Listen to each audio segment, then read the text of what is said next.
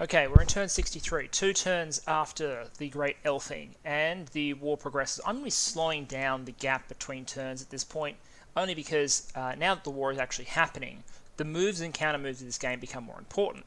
And it also lets us focus more on what I wanted to this game, which is let's look at some late games dominions and how it's played, because to be honest, most games I played end in the turn 50s. Like, sure, there's some late game tech, but usually I was so far ahead in tech by those points that it wasn't really a fair fight. You were seeing one-sided overmatched scenarios.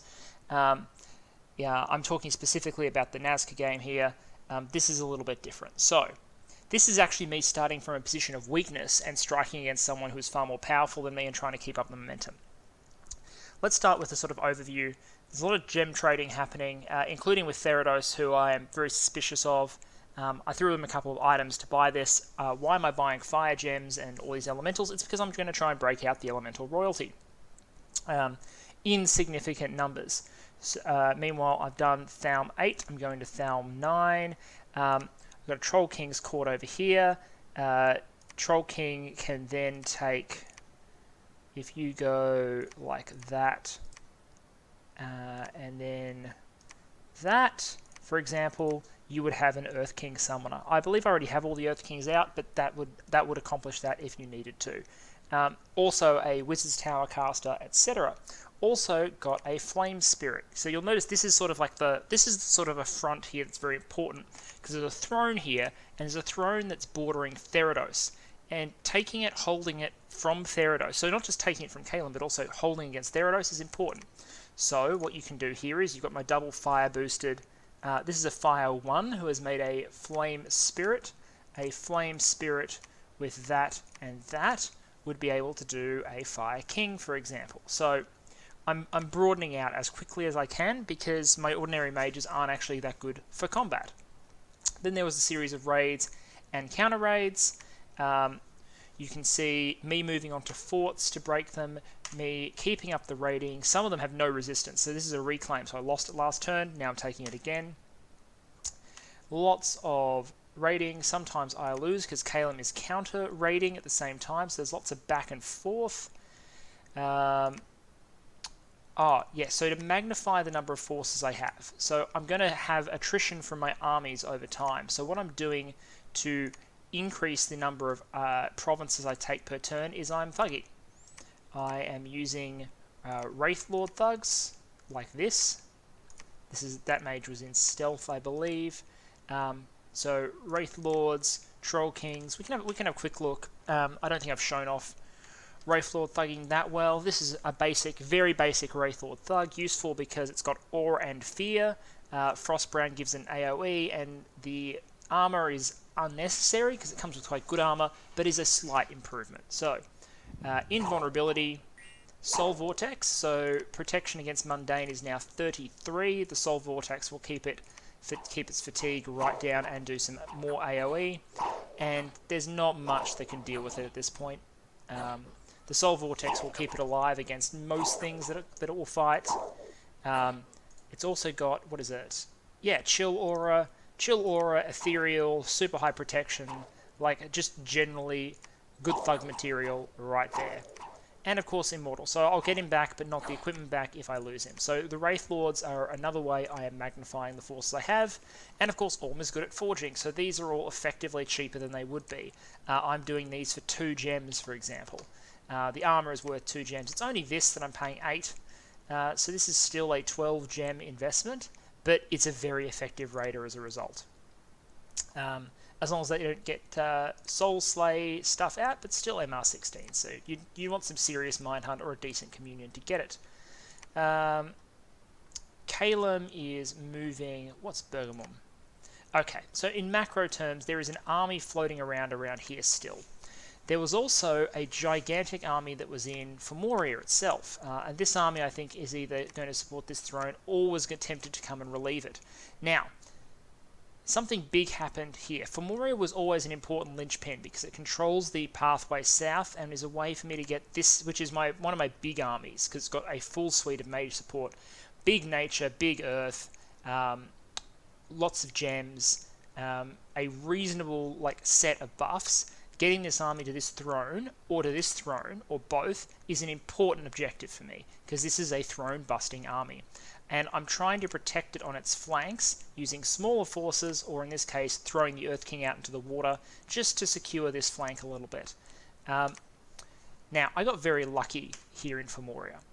So the first thing that happened is I sent in my Stalker. The Stalker is that random assassin I got by event, who I've given a water bottle and a bunch of kit. I sent him in, and this is what he found. A A3, so an Air 2 with a helmet and a bunch of air gems, Area Seraph. Some people have probably figured out what's happened already. Anyway, easy to kill. He summons an air elemental, but it can be beaten down by my fully geared assassin, who has 22 defense anyway, and his pet water elemental. So that happens. And then the Caelum force comes out, and it's troops, but it's also a lot of mages. And what you see is all of these mages, they're all the Air 2s, all summon storm power.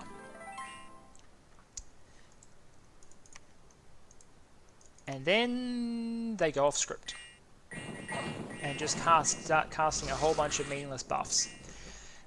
The person we killed was a Stormcaster, obviously. This this ball of mages was meant to all go A3 and then Thunderstrike, which would have done some significant damage, or cast some other A3 magic. But we killed the Storm Power caster, and as a result, we basically went to town. Our troops are fully buffed up, so we're doing the whole 27 protection, resistant, relief, so our fatigue stays low, and we have some Pillar of Fire evocation support, which is what we're nuking some of these water elementals with, and what we hit some of the backline with. Now he's still able to throw little, like, one-strike thunder spells, he's still able to put phantasmals, but this would have hurt a lot more if I hadn't done that assassination. So that was great. That essentially means this fortress can be taken this turn and secure that entire flank. Anything else? More raiding, more raiding. I'll illustrate this using the giraffes in a moment. Sea Untamed, we saw that. We defeated the attacking forces of Caelum, we saw that, although most of them did retreat, it looks like, and we lost one shaman. And then Yomi is coming in on this flank, so this is a Yomi death stack. There are 2 Yomi death stacks that have been deployed, I believe, and they're coming for, I'm pretty sure, Pangaea, because getting a cap would be a nice thing for Yomi's economy, and he's got a nice window here to attack while I'm sort of at my maximal extent, but kind of also out of juice. In terms of overall progress, we lost a little bit in the first turn after the elfing, as I basically went back into stealth mode in a lot of cases, and then we're making ground again. The army took losses in the elfing and immediately afterwards, but we're building back up, we're holding, and similarly Gem Income is holding. But the point was not that we'd have irresistible momentum. Caelum still has so much stuff and huge territories, is powerful. The point of the elfing was to mean that the rest of the war would be on a relatively even keel. I basically doubled my income, which is important. And of course I have allies that are coming in on the corners that will make a difference, whereas they don't.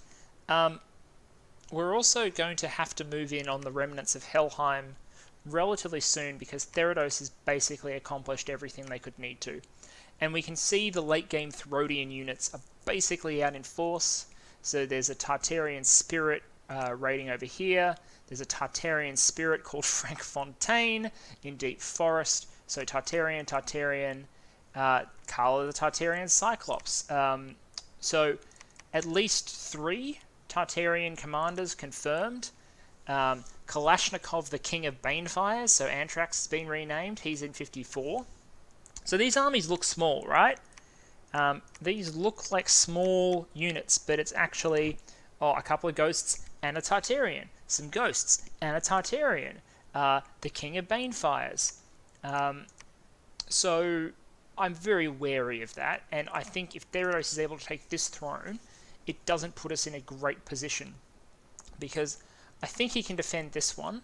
I'm not thinking about rushing this moment, but if we need to get into a rush, this is one of the thrones we'll definitely target. But for the moment, peace with Therodos while we're in this race is essential, because I need everything I have to accomplish the destruction of Caelum. Everything I've got, even with my allies, I need everything at the front in order to make this stick. I'm going to go Thalm 9 next. Thalm 9 will get me Master and Slave, which I thought would be a cool trick, but also Undead Mastery. If I have to fight Therodos, I could do worse than when I come up with against one of his big armies and its Tartarians, dropping a couple of casts of Undead Mastery using some big death magic that I'm able to pull out.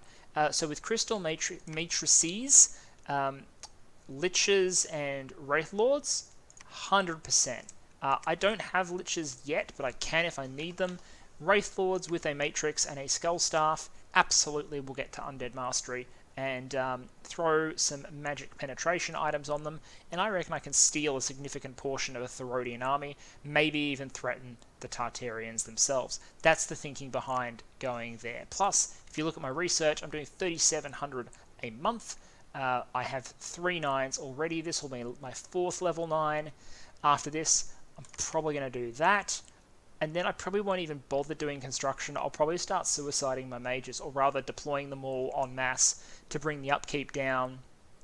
And only keep holding on to the useful ones. The ones that are actually useful to me in some way, shape or form. Or I'll undertake an operation whereby I produce literally like 60 light thugs and just go raid everything at once. That's absolutely on the cards for all. I can probably do that.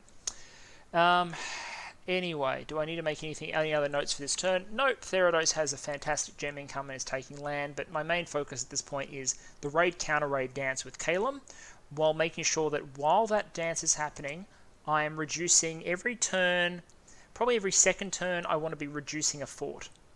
Right now, there are 2 that I'm putting pressure on. Scythia here, which is sort of a gateway to linking up here and like recreating some continuity in the front and working up towards this throne, and Femoria, which is critical to working towards both this throne and this one, as well as being, income gems, etc. Like, capitals are still good. I have a lot of income, but I'm not having any trouble spending my income. I am producing still a lot of troops, a lot of equipment, and it will serve me well. So I'm going to come back in a turn or 2, and we'll take it from there. Okay, it's turn 64 and the momentum continues. We're really starting to capitalize at this point. Really by, I think, giving the Caelum player, to their credit, far more than any person could reasonably respond to. They do seem to have thrown some offensives versus Yomi. This is frightening. Were Caelum to be able to break both of those thrones, and thrust out in a couple of other directions, there is a chance that Caelum would be able to pull out a win at this point. They have 1 throne, I think they've got another unclaimed, there's 2 of Yomi's right there. There's a chance they'd be able to pull it together. The problem, I think, for them is that their overall front is collapsing a little bit too quickly, but it does mean that there is a real incentive on us to get into 20 sooner rather than later. At the moment, we're sieging forts, trying to break walls and get ready to assault. We can't afford to be doing that for too much longer. And so forces like these, which have a lot of siege strength in them, this is a 260 to add to the 275. That should give us 500. The problem is birds are very good siege defenders, right? So a militiaman, a Caelum militiaman, negates 1 attacker. So if you put out enough militia, then you can hold up these walls for quite a while, and that's a problem that we're getting ready to deal with. That said, Caelum still has some bite in them. I think this is the one. So this is an example of a Caelum army. So you've got a whole bunch of Spirehorn warriors, you've got a mixture of mages doing storm power, and this time you actually have a mage that is capable of casting storm, which there it goes up. This is just a small Yomi army, but you can imagine if this was a larger Yomi force, it would be absolutely wrecked. Now, the reason to notice the mist form going off on the Spirehorn warriors, but unfortunately for them, even their shock resistant Oh, they're not shock resistant, they're just cold resistant. So, yeah, never mind.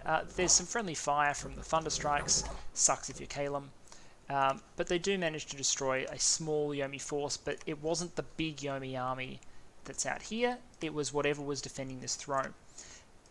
Now, those are just palisades, so that will be cracked and broken. That will be cracked and broken.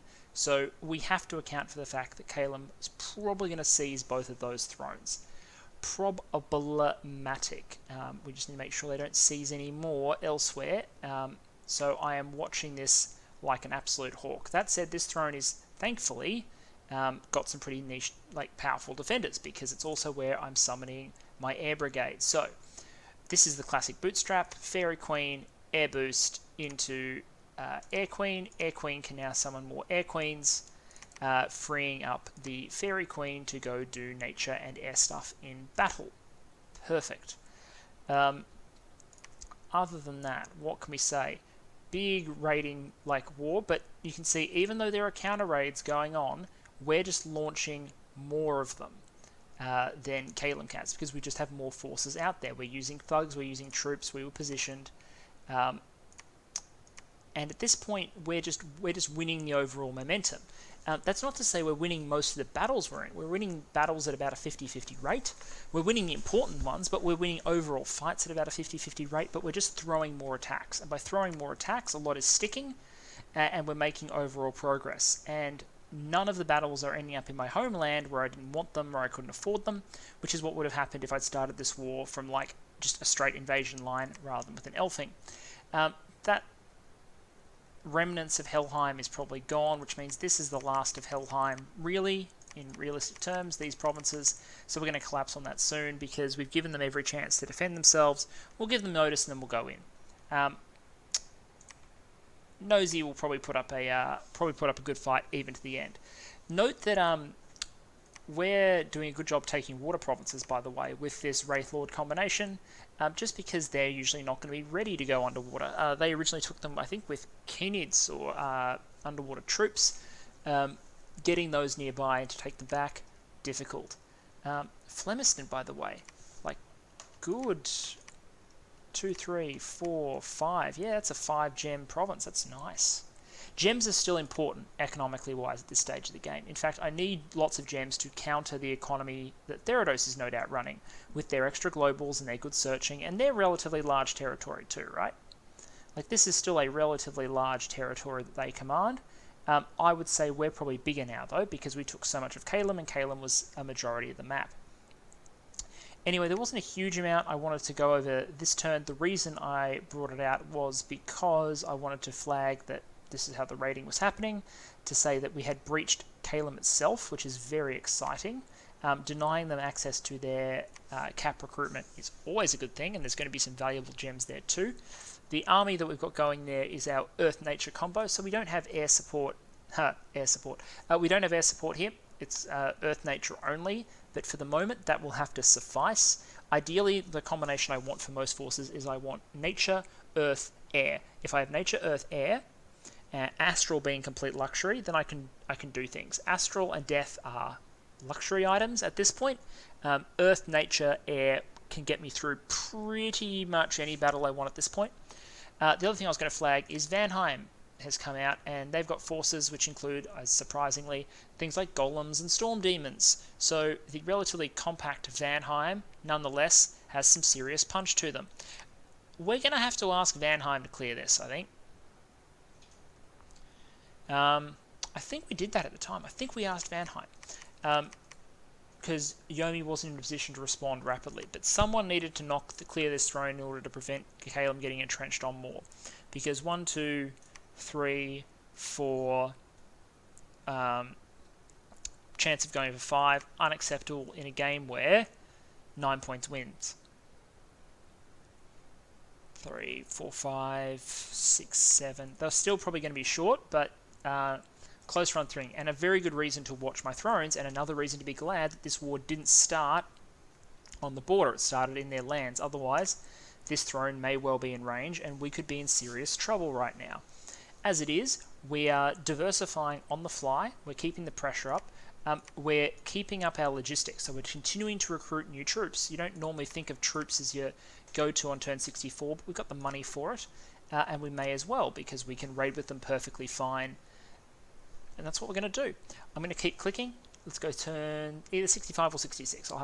Okay, we're in turn 65 because a couple of things happened. Caelum picked some big fights this turn. The first was it here? Yes, okay, so Yomi threw everything at Caelum on this throne in order to prevent a capture. We weren't sure about points. We weren't sure if it would be if we needed to or we would lose, because we weren't sure how well positioned Caelum was to the other thrones and how many points their unclaimed was worth, but it was worth going in with everything we had. So this is the Grand Army of Yomi. This is their god, the Shuten Doji, the Onikushu, with a massive Fire 7, Earth 5, D2, Nature 7, Blessed because it's in their dominion, so shock resist, fire resistance, regeneration, ore. That is a combo and a half. Look at those experience stars, and it's holding up a global enchantment. Oof. And it's got extra shock resist, so shock resistance 30, a whole bunch of earth gems, so get ready for that. A main Gosha parrying for 32 defense skill. That is a contender, ladies and gentlemen.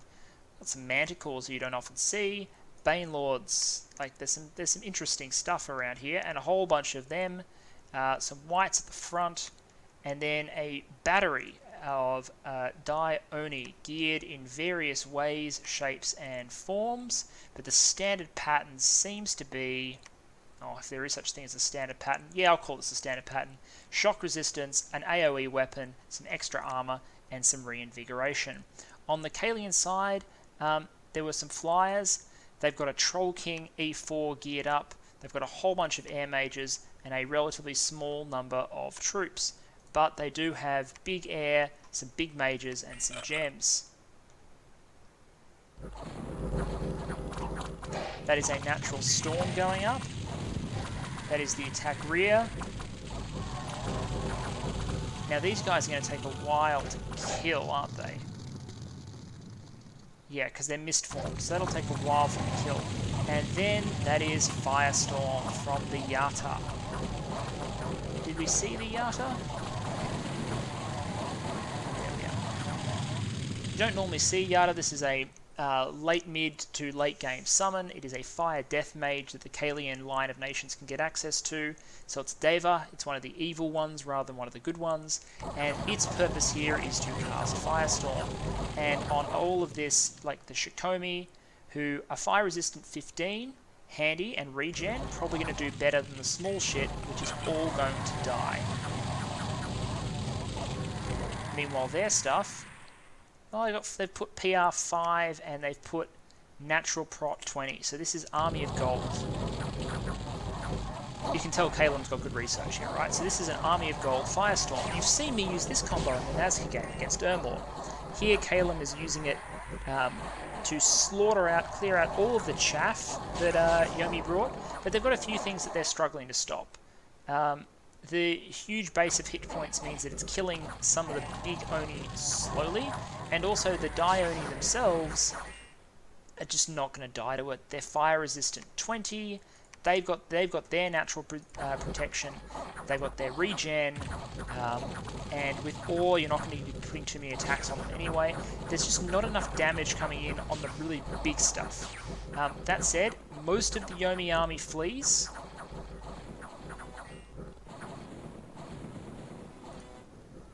And what you're left with... Sorry, I gotta slow this down. So, most of the Yomi army has fled. And all you're left with is a bunch of completely fatigued out Caelian mages, completely fatigued out Troll King. And what stays are these guys. The gone berserk Shikomi. Shikomi, the hags of the underworld, who are blessed, they are regenerating their ore, they're doing 16 damage, but they're berserk, so they will not rout. And they just mosey back here as the skies rain fire, and they tear the passed out mages limb from limb.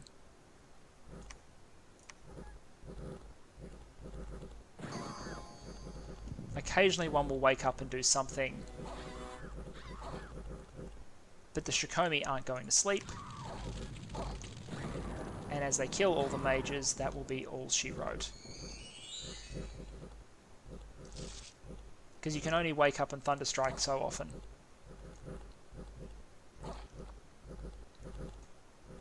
If it hadn't been for these berserking Shikomi and the staying power of the core of the Yomi army, this would have been a victory for Caelum and a secure throne, but it was not to be. So, horrific losses for Yomi in terms of numbers.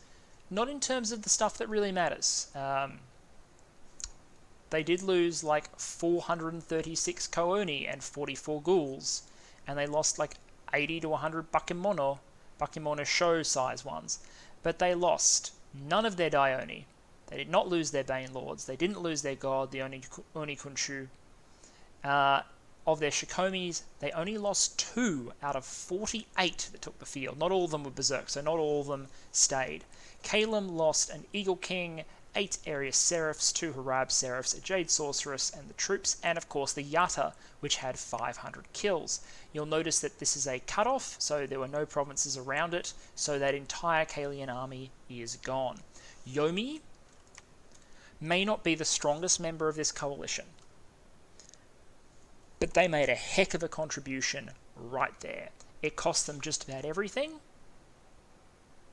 but it cost Caelum a ball of mages, a throne, and a real chance. This throne will probably still be assaulted, but without this one, we've done some counting. There's not going to be a point in play. My notepad here says no throne rush anymore, and I think that's fair looking at this map. What else is worth flagging at this point? So another Queen of Elemental Air, a King of Elemental Fire over here. Just broadening things out. No? Did I not get one? That's very weird. Okay, I'm not sure what's going on there. Oh yeah, there he is. He's at the top of the commander list and I am blind.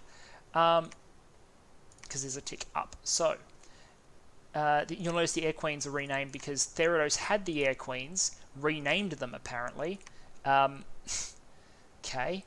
So yeah, they were renamed, and then they died.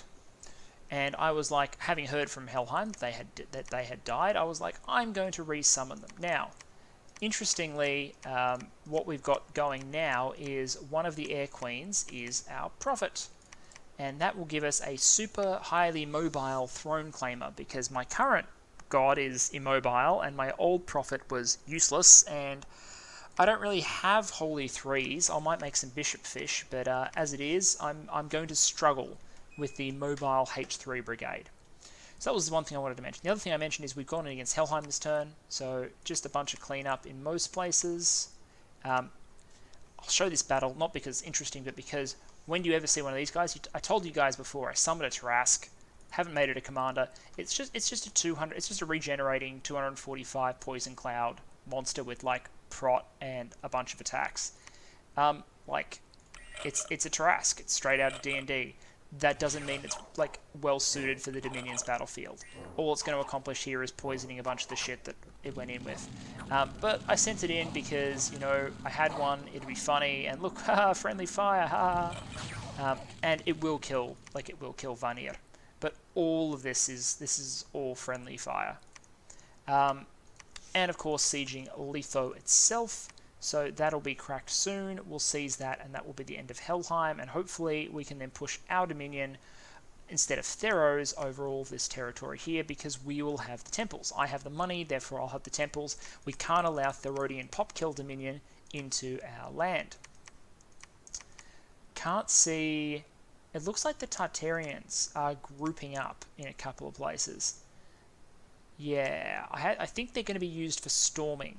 Either way, Therodos has secured all of the southern areas of Helheim except for those that it's still sieging, and it's taken Trackless Woods. 20. Caelum decided not to fight and come to Bitria instead. This army is not going to fight it. I am not going to fight that right now. It's got the whole thing, even it's got the Yata. So no. I'm going to go somewhere else and do something else. I've even backed off from the Flemiston siege. Instead, I'm going to come back and try and lock down. I want to take Strong Bay, as a base of operations in the forward area. I took Caelum this turn, using, against not much. Caelum itself had like a flame spirit. It did have the god, who is just a scales god or has died and resurrected. Not many paths there. And this time, the Firestorm combo not going to work particularly well because Army of Gold. Now, Trolls are still fire vulnerable, even with Army of Gold, but they have regen to help counterbalance it. So, eventually what's going to happen is I'm going to be able to fight my way through the breach. And the Firestorm will also kill a lot of their own stuff in the end, and I'll be able to break through. So, total losses in Caelum. No, I didn't mean to do that. I meant the Sea Key. Relatively minimal. 8 losses to kill an Archmage, a Deva, Flame Spirit, 3 Harab Seraphs, a Yata, which still got a lot of kills, and some chaff. Seizing Caelum is great. It is extra gold, it is extra gems, it is those things denied to my opponent, it is a good recruitment site, it is somehow a crystal province as well. I did not know capitals could be provinces like that, but alas it is. There is a gold mine in it as well. Like, this is a good province and I have it. And I can now move this army and secure other things. I need to be careful not to bump Vanheim though. Vanheim will probably come up here and take 195. This Ogre, Storm, Dream and Force. Of course, there are heaps of Vanith troops around. I just can't see them because they're glamoured. I'm half elf. They're elf. So, stock take. Caelum's probably have their back partly broken. Like, this war is going to end victoriously now, and it's going to happen because they've lost too much territory, so their economic advantage, which was overwhelming at the start, is now gone. They're under pressure from all sides, so their macromanagement problem is almost insurmountable. They have Therodians with Tartarians on their thrones. They have me everywhere. Their capital is gone. Yomi destroyed one of their major forces. Like, this was a big, powerful offensive force. It's gone. At great cost to Yomi, sure, but it's gone. The prospect of throne rushing probably also gone. This force is now dangerously cut off. It probably needs to fly out and evacuate. Just it can't evacuate through here because Origines is a pretty tough cookie. Now, at this point, I have said to Yomi that they can have this fort. I'm just holding it down for the moment. Probably going to seize this province and come back or double back. I'm not sure. But the point is, by this point, we're 4 turns into the war. We elfed on turn 61. It is turn 64 and we have seized their capital. The power of elfing prevails. And having started the war with a mostly troop-based army and maybe one like magically diverse stack, we're diversifying quickly. We're pulling out the elemental royalty. We now have like 3 or 4 major air casters. I'm grouping up astral casters, forging a few astral boosters so I can teleport out crystal mages to give me things like Will of the Fates, which will add yet another layer of defense to all of my troops. Some astral layering is good. I'm going to be having a Thug Kit Air Queen and an Army Buff / Prophet Air Queen. That said, even though this is a Thug Gear Air Queen, this is not great. It's okay. Even though this is a Thug Gear Air Queen, its primary there is a caster. This gear is purely to keep them alive and to give them some flexibility in case other things get dropped on an army intending to kill it, giving it a little extra protection and whatnot. Just gives it a little extra survivability. If I was truly SC kitting this, an Iron Face would be much better because it would add natural protection as well as the armor and like layer the ethereality, high prot, high defense, etc. We don't have that, but that's okay. So, we haven't taken any thrones, but we've taken a huge swath of territory. And what that means is we want this game to keep going, we want a little bit of length to the game, we want to take over Caelum's economy, turn it to our own ends, particularly the gems, and then we want to turn it on the people that actually have the thrones. I expect that Therodos will race us for the thrones. And while we're going to have this huge gem and gold economy, every time we leave them, that Tartarian, Conjuration, Summoning, Ghost economy of theirs just keeps ticking along. So I'm definitely flagging Mr. Roots Therodos as our threat. Smaller powers like Vanheim, Yomi, Saramatia will be important. Diplomacy with them will be important.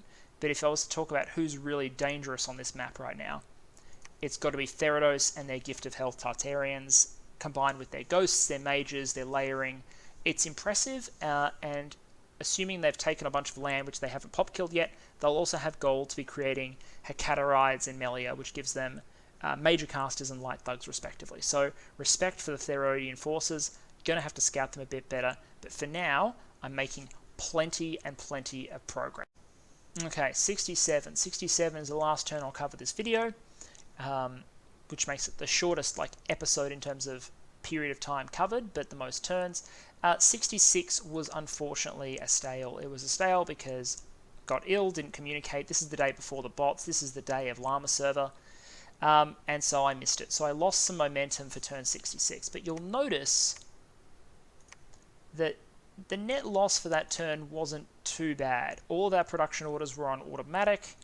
So we lost a little bit of land, and then we have this turn reclaimed it. So we've got our first Tartarian. Our Tartarians will not be as good. We don't have recuperation in our bless, but I'm making a few to experiment with anyway. I'm doing that using an artifact, the Spectre of Dark Regency, which I can't remember how I got this. I don't have any notes on this, but I remember I got it. It's a Death Magic +2 artifact. I gave my god a hat and an arm in order to hold this so that they could get the Tartarian. So I have my first Tart out. I just don't have what I need to do more things with it. I have the third and final Queen of Elemental Air. And then the war basically continued. Even AI Niflheim is getting in on the action at this point. The raid, counter-raid process is real.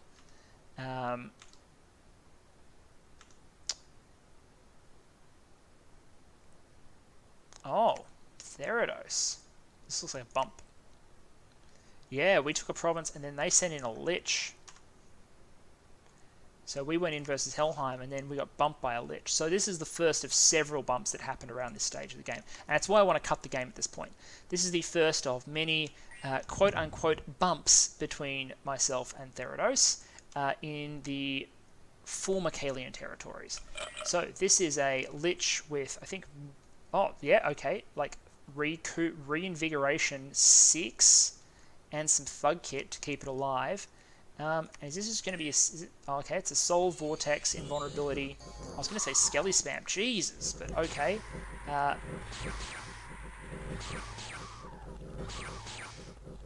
it sucks, doesn't it? So what is this? Protection 33 versus Mundane. Protection from shock, it automatically shocks, it'll reinvigorate forever, it's got Soul Vortex, that's a tough cookie right there. Oof. Yomi is on Pangaea and has presumably cracked the fort, and probably will take it. Yeah, that'll win. That'll win against what is in Pangaea, I expect, because if there was anything in there, it would have been pulled out for the throne push earlier. We're moving around, Air Queen, raiding, and then we took 2 fortresses this turn. Formoria, finally. Formoria had took a while to siege down. This is the place where we killed a lot of the mages that sallied, and then they sallied with a bunch of troops, which they lost, which meant finally we were able to go in. And we just went in. I'll slow it down a little bit. This is just our Firestorm Army of Gold, and then straight through the breach combination. The Firestorm is mostly there to clear the walls, because otherwise the archers confuse people and they try and go up on the walls to murder them. This way they just go straight to the back because the archers are all dead.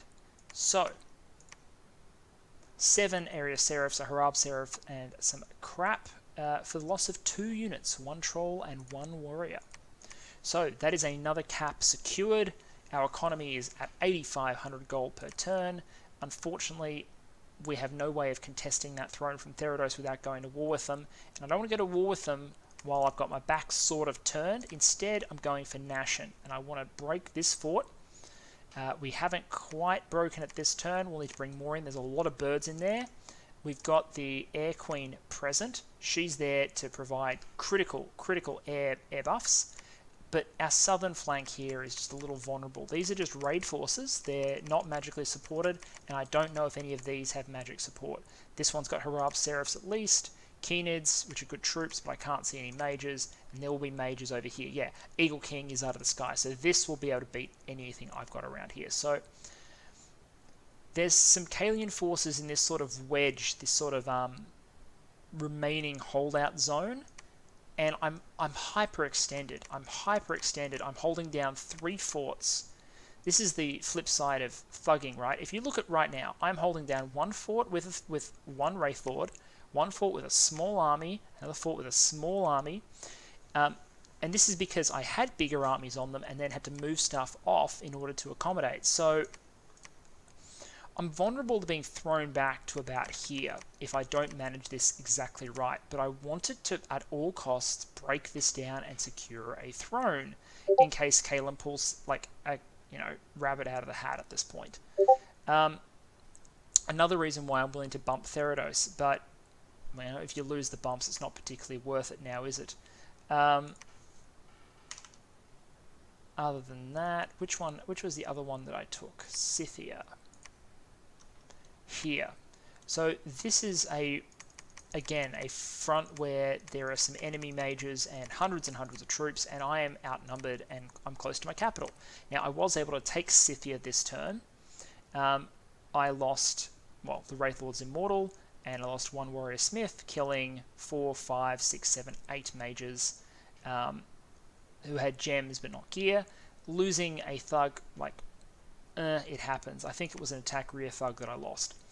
So if we look at the position, I am looking like I'm going to be able to secure a throne. My army is in a much better shape. My income is in much better shape, to the point where I'm going to start now just templing. I'm going to start templing everything.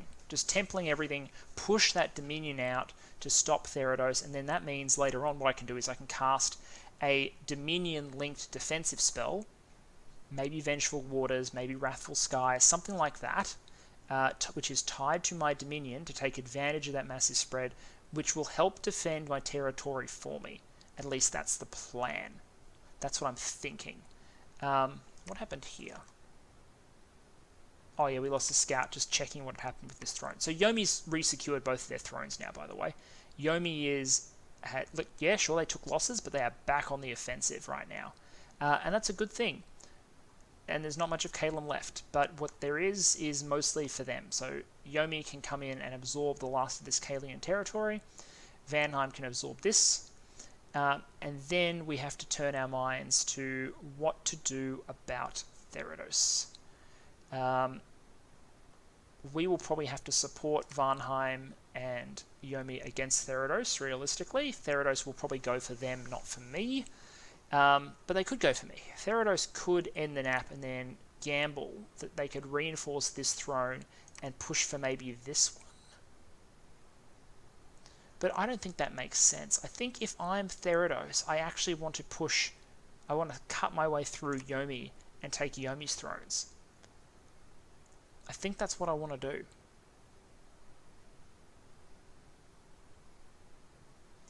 Anyway, we're starting to be in a really good place, throne-wise.